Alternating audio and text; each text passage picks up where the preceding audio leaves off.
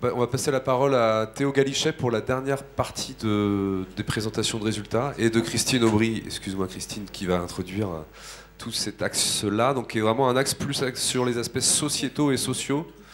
Donc c'est la suite, je pense, normalement. Voilà. Donc c'est sur l'acceptabilité de ces systèmes de culture et des systèmes d'agriculture urbaine un peu spécifiques. À vous la parole. Voilà, donc là on rentre dans l'action 3, l'action 3 qui est l'acceptabilité des systèmes d'agriculture urbaine, donc high-tech, low-tech, par les consommateurs et on va voir aussi par les décideurs. Donc l'objectif ici, c'est de comprendre, pour pouvoir les lever, les verrous technologiques et les besoins en termes de garantie de qualité, on va dire d'origine sociétale. Et ça, on l'a fait par un état des lieux qui porte en fait sur deux volets. L'analyse des perceptions des systèmes de production et l'analyse, qui devait porter sur l'analyse sensorielle et sanitaire de la qualité des produits. Alors en fait, on a fait fortement évoluer cet objectif initial et les tâches dévolues en travaillant en fait au départ avec nos deux partenaires, Agricool et la Tour de Romainville. La première tâche devait, donc la tâche 5, l'analyse des perceptions, devait partir sur ces deux systèmes-là et porter essentiellement sur des analyses quantitatives. On va voir qu'on l'a fait évoluer. Et le déroulement du projet a amené à réduire fortement la tâche 6 pour plusieurs raisons. Première chose, le retard pris à la construction de la tour de Romainville. C'est un petit peu difficile d'aller faire des enquêtes autour de la cité de Romainville alors qu'elle n'était pas, en fait, la tour n'était pas encore totalement construite. La deuxième raison, c'est que finalement les contaminations chimiques, notamment aux métaux lourds, font déjà l'objet d'autres travaux spécifiques. On les a déjà en partie cités ce matin, notamment le programme Refuge auquel nous participons avec Anne et Nassara Manoucheri. Et les systèmes de production qui sont ici testés, qui sont plutôt des systèmes de production en milieu plus contrôlé, bon, a priori, ne présentent pas de risque particulier, notamment du point de vue des contaminations chimiques. Sur les contaminations bactériologiques, alors là, on a carrément abandonné dans le Techno 1 ce sujet, à la fois pour des raisons financières et pour des raisons de personnel disponible, à savoir que Anne-Cécile Daniel, qui était notre coordinatrice du bureau de recherche sous contrat Expo, nous a quittés au début du projet. C'était elle qui devait se charger de ça, donc voilà. Par contre, on a continué à faire des analyses d'éléments traces métalliques dans les produits. Ça, on vous en a déjà parlé tout à l'heure et on reviendra. Je ne sais pas si tu reviens dessus, peut-être pas. Non, on va pas. De toute façon, ce que vous a dit Baptiste tout à l'heure, on est sur des systèmes où on est très en dessous des limites européennes, notamment sur les plombs et cadmium. Alors nous sommes donc concentrés sur la tâche 5 et nous l'avons faite assez fortement évoluer aussi. Donc il nous est apparu en fait plus judicieux, dans un premier temps, de concentrer l'analyse sur la représentation, l'analyse qualitative et compréhensive des représentations que les consommateurs potentiels des produits issus de ces systèmes technologiques se font, à la fois des systèmes et des produits. Donc on a consacré l'essentiel du temps et des moyens en 2017 sur cette analyse quantitative et exploratoire, qui va amener, vous allez le voir, à des résultats assez originaux. Qualitative, pardon, et exploratoire. Voilà. Et on s'est aussi donc focalisé sur les deux systèmes qu'on avait à disposition, à savoir Agricool, et puis un autre système de production dont on a aussi déjà beaucoup parlé ce matin, à savoir celui de T4P. Et en tout cas des systèmes construits à partir de substrats issus des déchets urbains, donc ce qui faisait un lien fort avec l'action 2. Donc ça, c'était pour la première année. Pour la deuxième année, en 2018, donc nous avons souhaité faire là aussi évoluer un petit peu l'action initiale, c'est-à-dire qu'on voulait valoriser l'expertise d'un de nos partenaires, Terrociel. Laurent Rougerie s'excuse, il ne peut pas être là aujourd'hui pour des raisons familiales, qui était sur Toulouse et qui nous avait un peu alerté sur le fait qu'il pouvait y avoir des différences de représentation entre, en gros, Toulouse et Paris. Et on s'est dit, tiens, ça c'est intéressant, on va aller voir ce qu'il en est. Et ce qu'il en est, alors du coup, du côté aussi des décideurs de la ville, des élus, de ceux qui vont décider ou pas d'accorder des places à ces systèmes. Donc, c'est ce que nous avons fait dans l'année 2018. Donc, on a fait une comparaison en fait, entre Toulouse et Paris sur la perception des décideurs publics et des concepteurs de la ville, donc plutôt promoteurs immobiliers et puis élus. Et enfin, en 2018, on a aussi décidé de se focaliser sur un autre produit que la fraise, donc, qui était celui qui avait été analysé en termes sensoriels et gustatifs dans la première année, et de se mettre sur un produit plus consommé, qui est donc d'un grand intérêt aussi, et déjà soumis à une diversité de systèmes techniques qui est la tomate. Donc voilà, là on a fait un certain nombre de travaux sur cette analyse sensorielle et physico-chimique de la tomate, donc en comparant des systèmes divers, dont les systèmes qui ont été présentés dans le cadre de l'action 2, et d'ailleurs de l'action 2 bis, c'est-à-dire celle portant sur l'hydro et bioponie. Voilà, donc je vais laisser la place à Théo pour vous présenter ces résultats. Donc encore une fois, ce sont des résultats exploratoires. On va espérer pouvoir continuer. On vous en parlera à la fin. Merci. Vas-y. Alors, dans un premier temps, je vais vous parler de l'enquête plus perception consommateur à travers justement les études qu'on a menées. Puis ensuite, je vais vous parler plus de l'enquête perception des décideurs vis-à-vis de systèmes d'agriculture urbaine à la fois high-tech et low-tech. Alors, pour ce qui est des perceptions consommateurs, pardon, vous m'entendez bien ? Donc nous avons décidé en fait de nous concentrer à la fois sur un produit qui était la fraise et sur deux systèmes de production. Donc en l'occurrence le projet de production sur toit issu de sols construits à base de déchets urbains sur le toit d'AgroParisTech et une production en conteneurs à base de justement de conteneurs, production en conteneurs sous lumière LED en système hydroponie, avec l'exemple du conteneur d'Agricool qui produit des fraises dans Paris. On a ensuite voulu compléter finalement cette enquête perception consommateur à partir d'analyses sensorielles et physico-chimiques justement de fraises pour accompagner finalement la production de fraises dans laquelle on a étudié les perceptions, et aussi une production de tomates produite aussi dans des systèmes particuliers en ville. Alors, pour étudier, si vous voulez, les perceptions consommateurs, il faut déjà aussi s'intéresser aux habitudes alimentaires des consommateurs. Donc, on s'est intéressé particulièrement aux produits de la fraise, notamment en interrogeant des consommateurs parisiens, donc en l'occurrence 32 consommateurs parisiens sur leur habitude de consommation de la fraise. Et pour ce qui est des habitudes de consommation de la tomate, on n'a pas pu mettre en place une étude consommateur, et du coup on a plus étudié les perceptions à travers la littérature.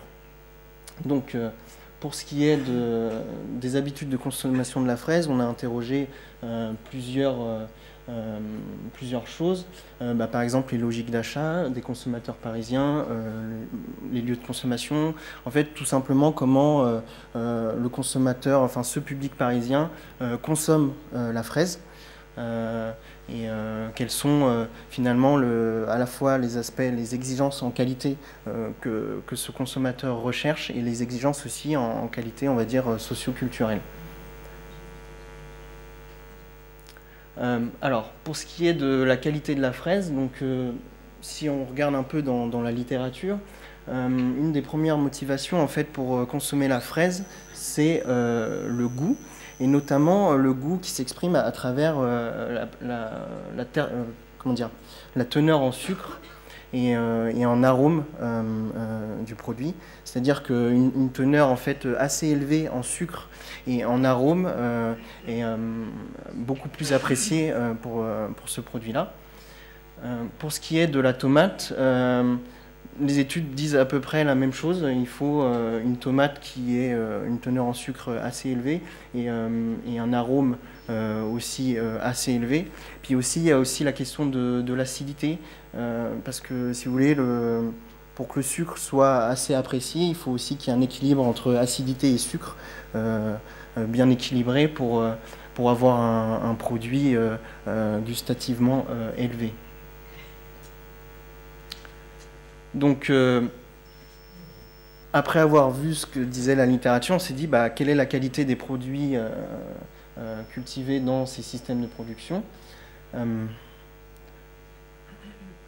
Donc, pour ce qui est de la fraise, donc l'analyse a été menée en comparaison donc à la fois les fraises produites sur le toit, substrat issus de déchets urbains, et des fraises produites dans le conteneur, donc hydroponie et éclairage LED et fertilisation à base d'engrais minéraux.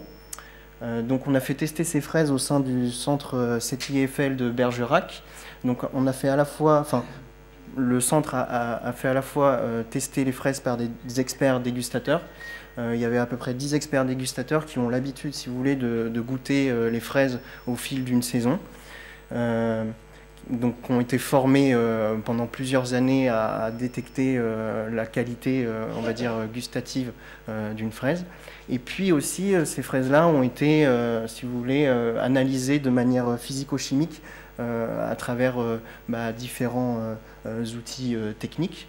Donc, ce qui ressort, c'est qu'il y a une très bonne qualité gustative de ces deux productions par rapport à la filière, enfin par rapport, comment dire, à la production globale de fraises en 2017 qui a été testée par ce centre. Les fraises sont très sucrées et très acidulées. Donc à la fois très sucré et acidulé pour la perception des dégustateurs, mais aussi très sucré et très acidulé dans les analyses physico-chimiques. Donc on peut détecter quelques différences entre les deux productions sur toit et en conteneur. Pour les technosols, il y aurait apparemment des gains de brillance et de goût global, et pour le conteneur, il y aurait des gains en couleur et un croquant un peu plus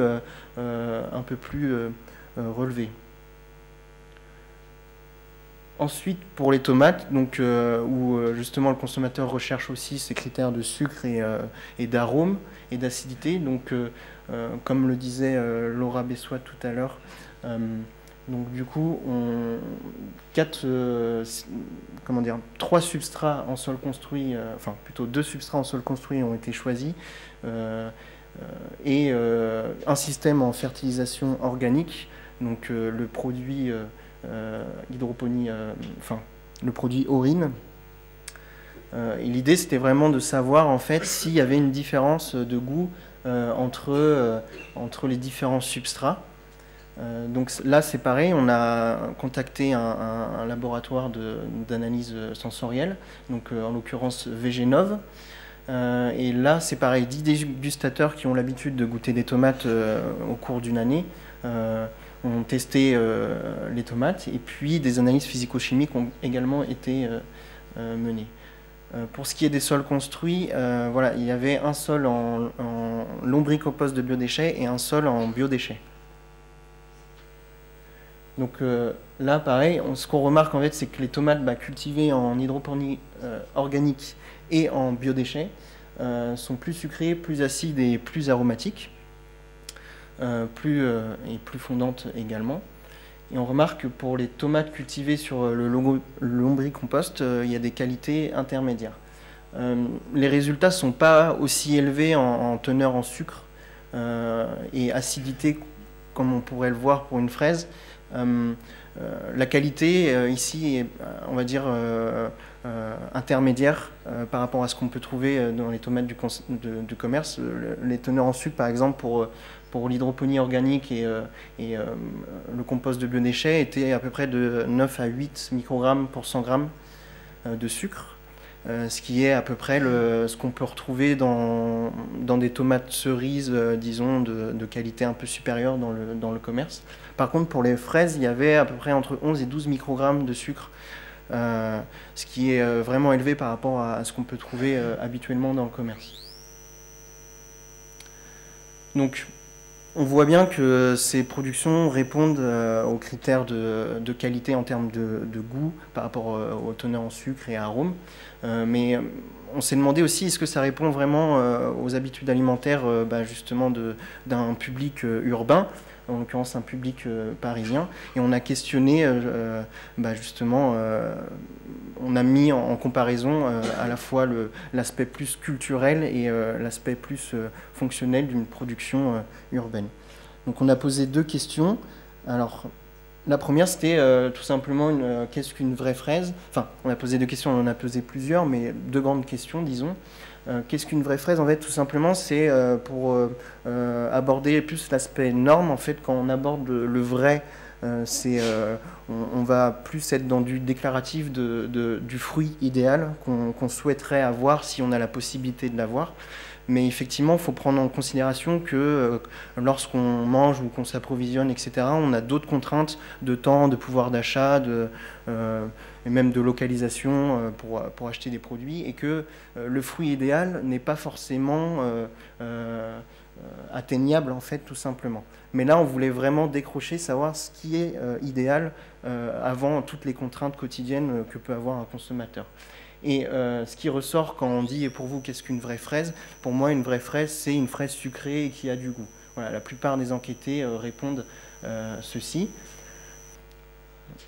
Mais, donc, on voit bien que les productions répondent à cela, mais quand on pose une autre question, par exemple, est-ce que vous achetez et mangez des fraises?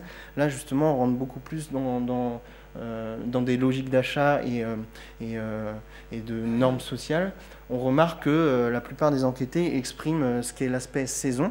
Quand on leur pose la question, tout simplement, la phrase qui revient le plus souvent, c'est « moi, j'achète des fraises de saison ». Et on remarque que la saison est vraiment associée à la fonction achat. En fait, c'est presque... On peut considérer que c'est un peu comme une norme de se dire ah, moi forcément si on me demande d'acheter des fraises, c'est des fraises de saison. Mais après, on peut se demander en fonction des contraintes quotidiennes, est-ce que cette personne-là respecte vraiment un achat de saison? Voilà. On remarque quand on regarde les chiffres de l'interprofession des fruits et légumes que l'achat de fraises en saison est quand même assez marqué, notamment par rapport à l'indisponibilité de fraises en hiver, entre décembre et février, et une grosse disponibilité du produit entre avril, mai, juin, ce qui correspond finalement au printemps. Pour ce qui est de la tomate, à travers les littératures, l'aspect saison a l'air beaucoup moins mis en avant, en fait, et puis on le voit aussi à travers les chiffres de l'interprofession des fruits et légumes, qu'on peut avoir accès à des tomates quand même tout au long de l'année dans les commerces. Donc on voit bien qu'à la fois il y a une demande en qualité gustative, mais aussi une demande un peu en qualité, j'appellerais socio-culturelle, qui est autour de la saison. Et puis aussi une demande en terroir et territoire, comme disait Christine tout à l'heure. Dans les discours, quelques enquêtés parlaient aussi un peu des notions de production locale, des notions d'identité de produits par rapport à une région particulière, comme des fraises.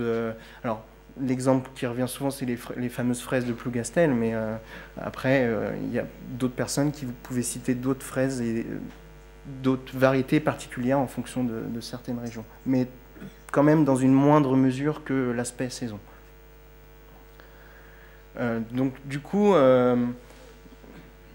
en plus de la qualité, on s'est demandé, on a posé la question dans un premier temps, qu'est-ce que vous pensez de ces produits-là? Et on s'est dit, qu'est-ce que vous pensez de ces produits-là, produits dans ces systèmes particuliers? Donc on a présenté les systèmes toits et conteneurs à ces consommateurs via des images.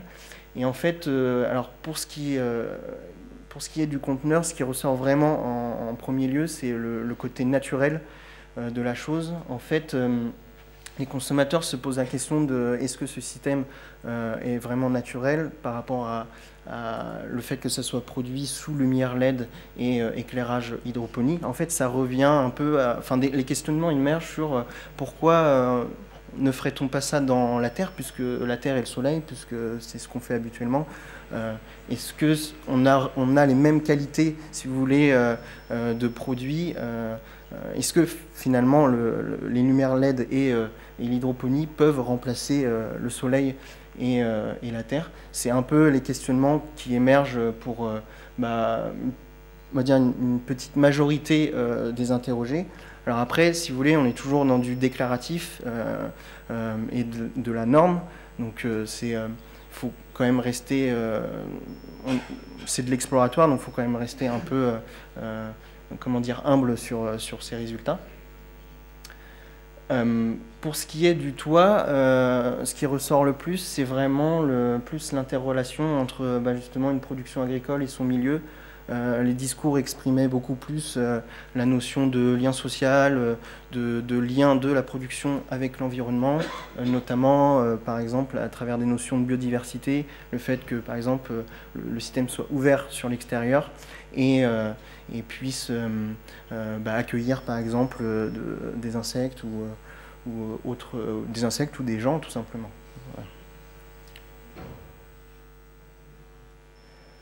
Voilà. Donc ce qu'on regarde en fait dans la littérature scientifique, c'est que la notion de naturalité, c'est quand même quelque chose qui va définir dans plusieurs pays, entre guillemets, la qualité d'un aliment. Pour beaucoup de gens, l'aliment naturel serait l'aliment de qualité. Mais il faut avoir en tête que, si vous voulez, la définition du naturel, ça évolue vraiment en fonction de la société et que quelque chose de naturel pour quelqu'un sera non naturel pour quelqu'un d'autre et que c'est vraiment quelque chose de très variable. Mais là, ce qu'on observe à travers finalement cette étude perception, notamment vis-à-vis du conteneur, c'est que la question de la naturalité pour ce public parisien, en fait, c'est l'aliment naturel est censé être produit en extérieur, dans de la terre, avec les éléments qu'on voit dans la nature.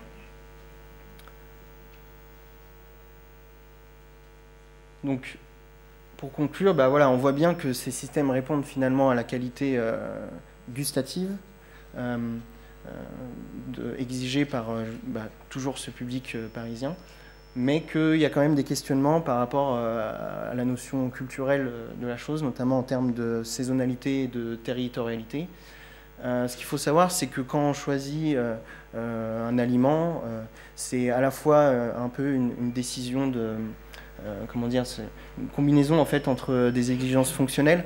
On va choisir un aliment par exemple pour ses bénéfices santé ou pour avoir par exemple un gain de goût ou des choses comme ça, mais aussi c'est des exigences socioculturelles. Et du coup, on peut se demander par rapport à l'arrivée de ces nouvelles productions en ville, comment peuvent s'articuler tout simplement ces deux exigences. On remarque aujourd'hui que les offres d'agriculture urbaine répondent beaucoup plus à, on va dire, l'exigence fonctionnelle, notamment par rapport à des gains en vitamines.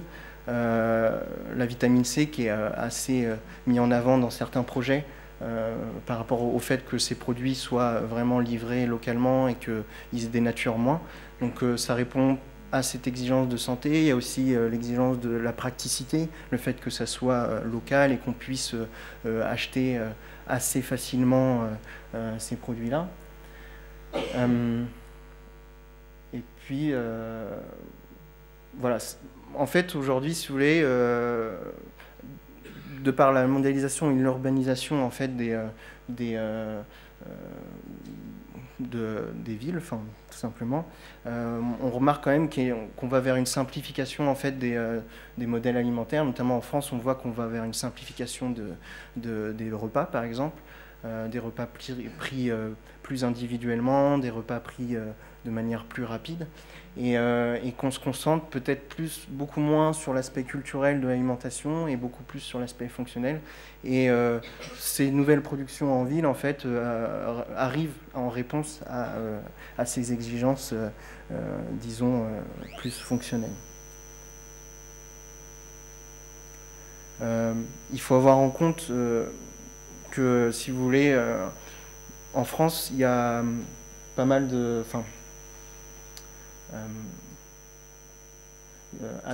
il y a aussi la notion de partage du repas et de commensalité qui est assez mise en avant.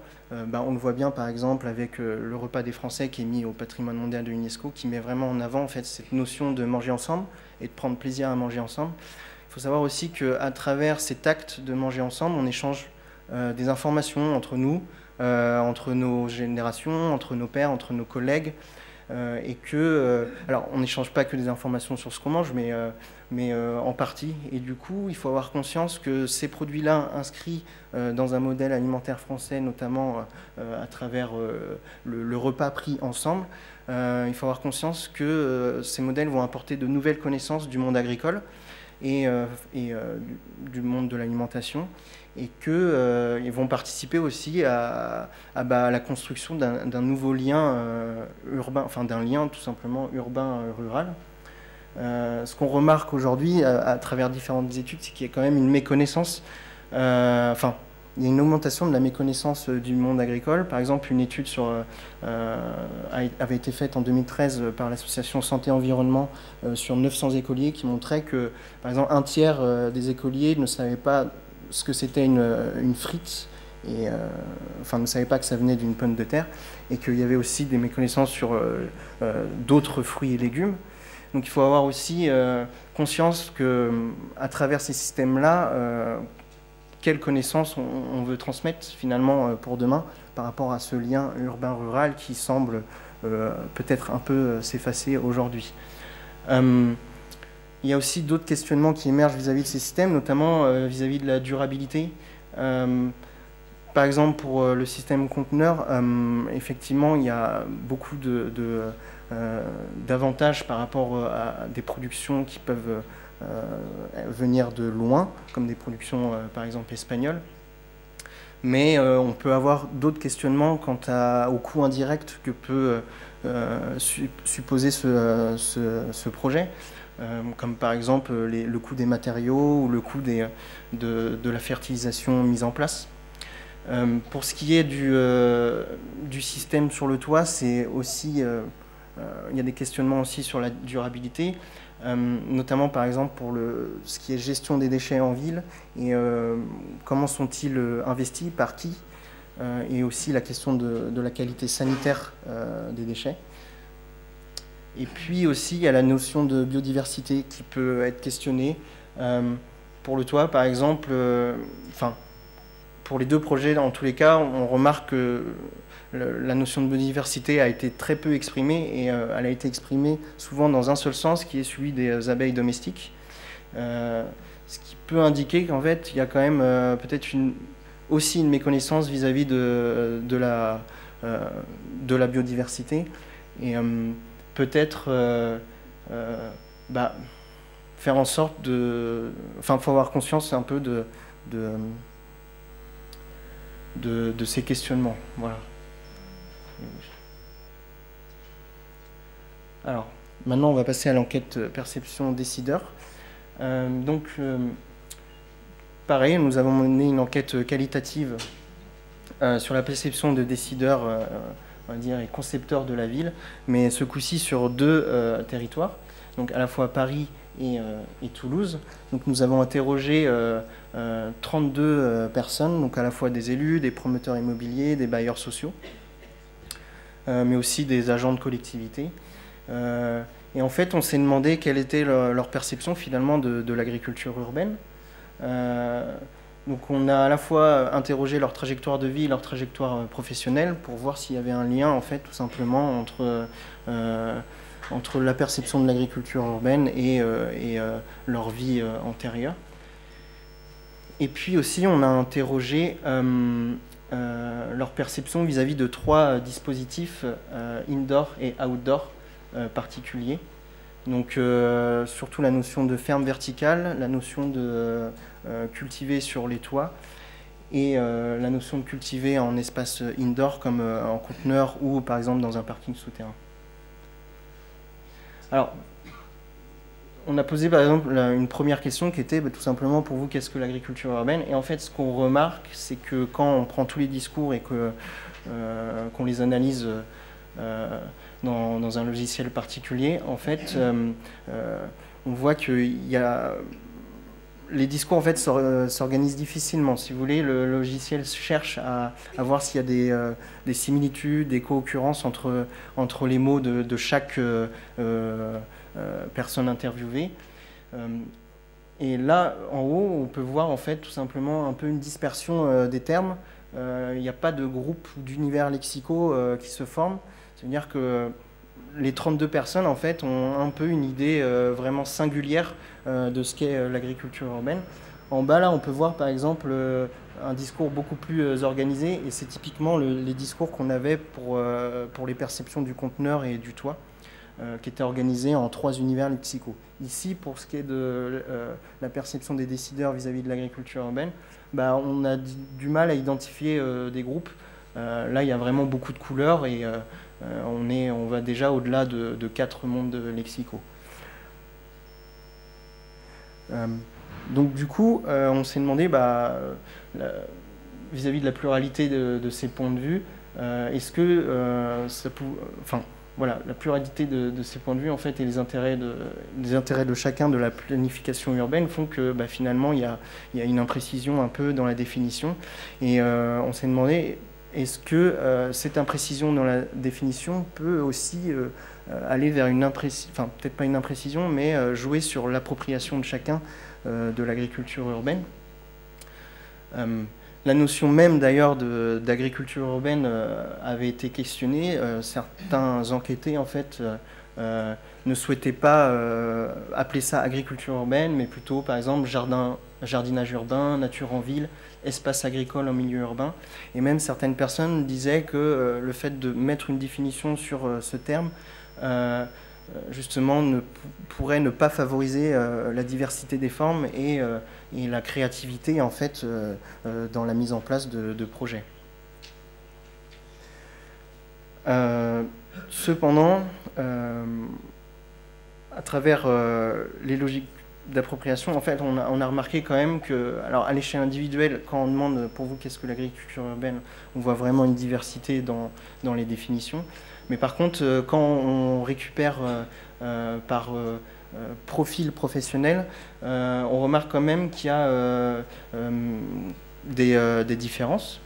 Donc par exemple, les promoteurs immobiliers et bailleurs sociaux sont plus dans une approche de développement social, à travers par exemple les mots projet, quartier, partagé, habitant. Les urbanistes et les collectivités, eux, sont plus par rapport à l'appropriation toujours de l'agriculture urbaine dans une approche politique, c'est-à-dire l'idée de suivre une ligne politique, mais aussi l'idée de contrainte de suivre cette ligne, avec les mots, par exemple, développement, direction travailler.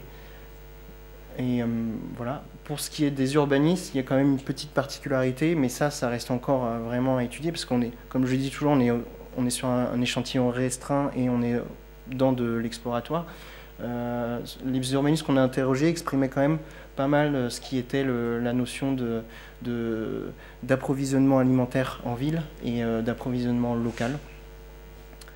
Et enfin, pour ce qui est de la catégorie élus, eux, ils étaient beaucoup plus dans une approche globalisante.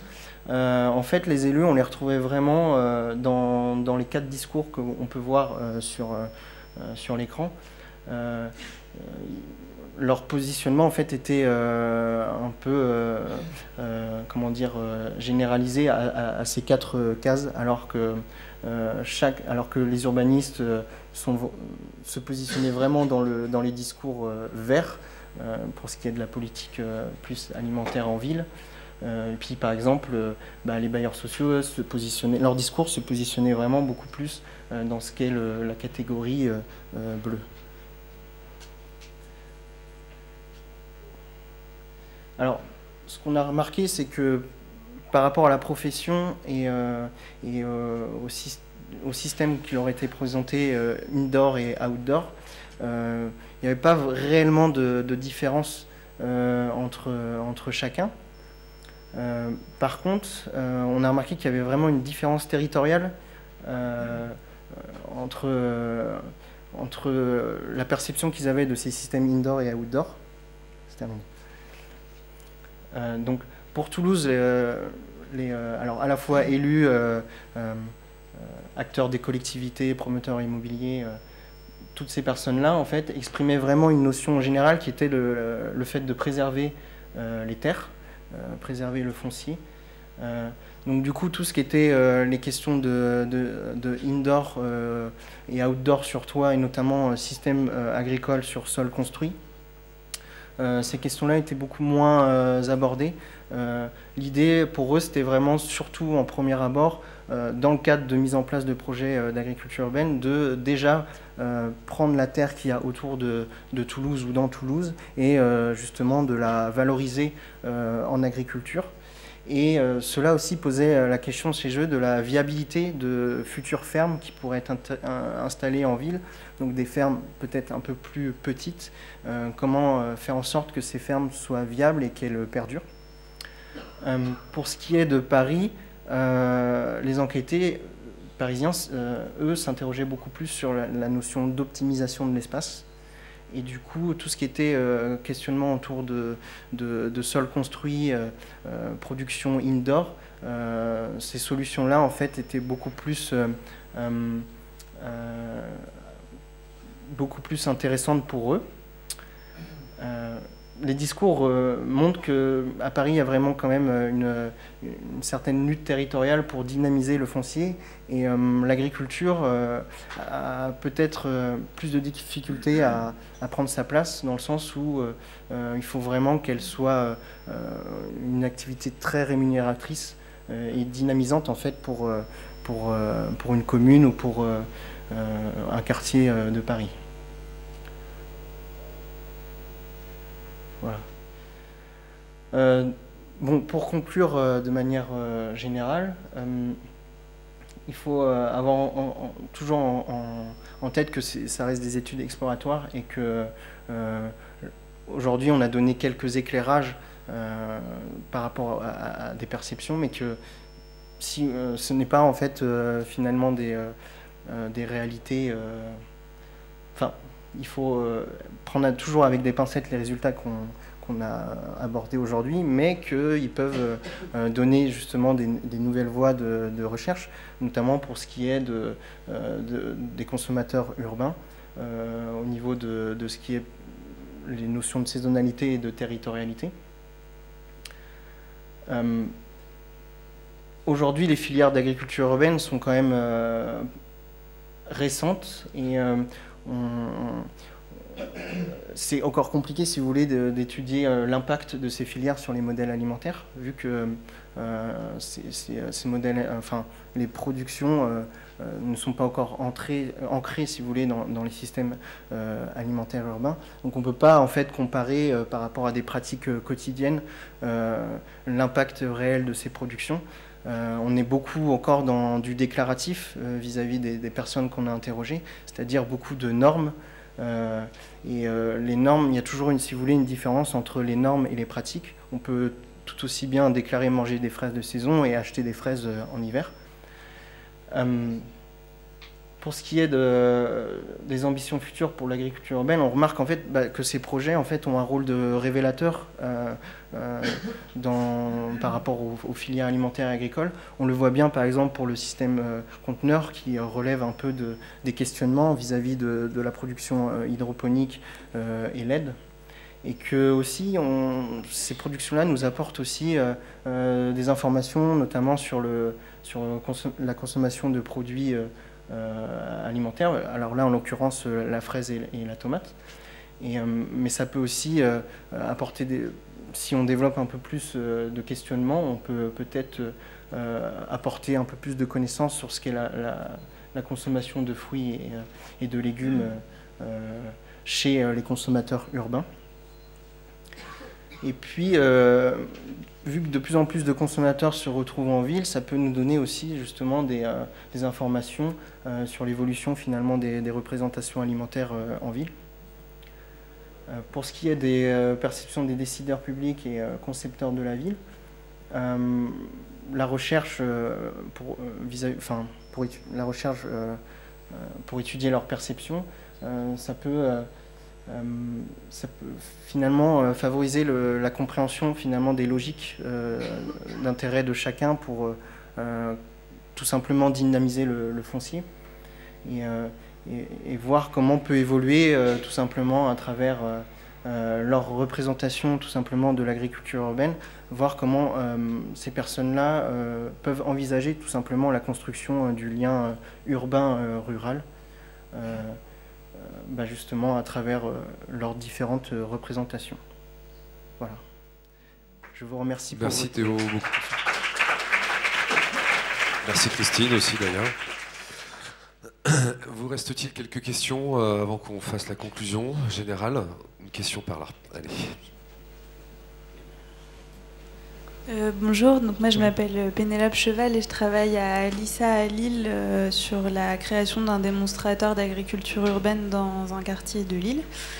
Et en fait, je m'occupe aussi de faire des ateliers auprès de différents publics et la question de la perception des consommateurs que vous avez évoquée auprès des consommateurs parisiens me questionne parce que en fait, je me demande si vous avez prévu de cartographier cette perception des consommateurs sur l'échelle nationale parce que dans les ateliers que j'anime moi, je m'aperçois que les consommateurs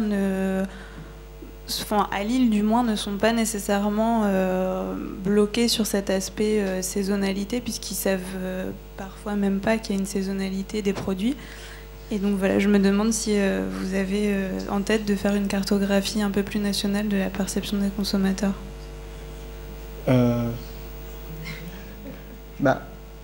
Pour l'instant, c'est